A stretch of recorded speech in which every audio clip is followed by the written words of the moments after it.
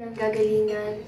Example, pag divided na yung attention ng father kasi nga pumasok na sa eksena si Joanna, dun syempre umiinit na yung ulo ko kasi syempre all my life when my mother left me, yung dad ko lang yung gusto kong i-please, yung gusto ko yung time niya sa akin lang.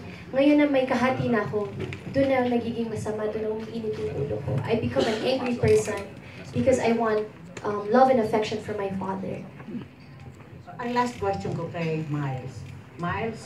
Miles na ang nararating mo, ha?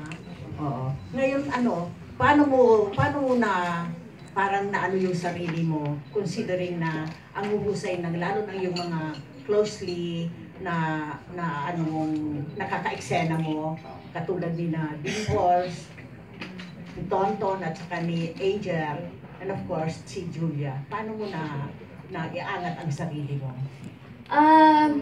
Siyempre po unang-una, thank you po sa Dreamscape, sa opportunity po na to na binigay nila sa akin. Sobrang, as natagal ko po dito sa industriya, ito po ang malaking project na gagawin ko. And sobrang thankful din po ako dahil ang swerte ko po na yung mga kasama ko po magagaling talaga. And kapag sa eksena naman po talaga, mas maganda po na kumukuha ka dun sa ka-eksena mo. So thankful po ako na lagi naman po nagbibigay lahat ng ka-eksena namin dito.